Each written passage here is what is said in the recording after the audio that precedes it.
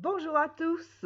Alors attention, si je suis ici aujourd'hui avec vous, c'est pour vous annoncer que le premier grand événement du club Bête-Livet de l'année 2021 est déjà sur les rails.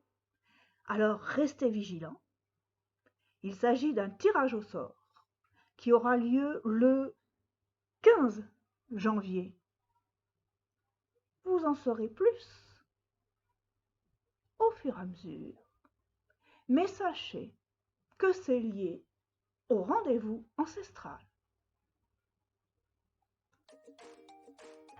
Bonjour à tous.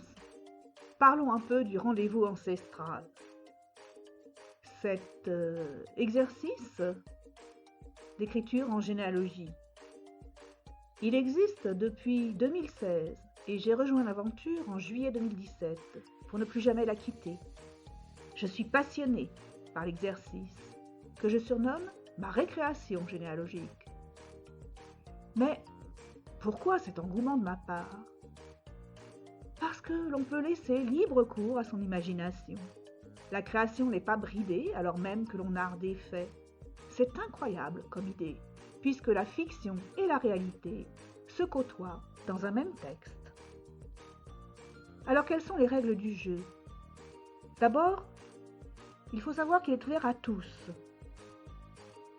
Il consiste à aller à la rencontre de l'un de ses ancêtres ou d'un collatéral, d'un temps passé. Il faut se rendre dans son époque et sur son lieu de vie.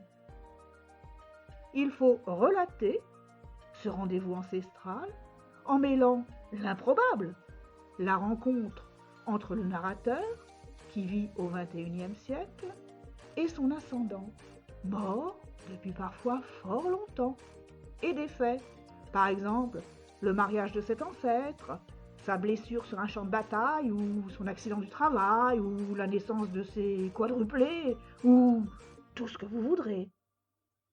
Ensuite, il faut publier le texte avec le hashtag RDV ancestral, le 3e samedi du mois, donc soit sur Twitter, soit sur Facebook, dans le groupe de la généalogie à l'écriture. Alors quels sont les avantages du rendez-vous ancestral ?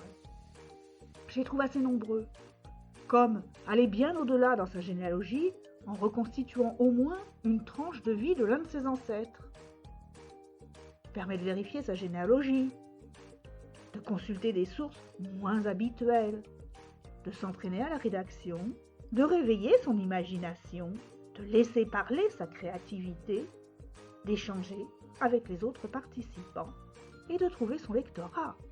Mais ce ne sont que des exemples.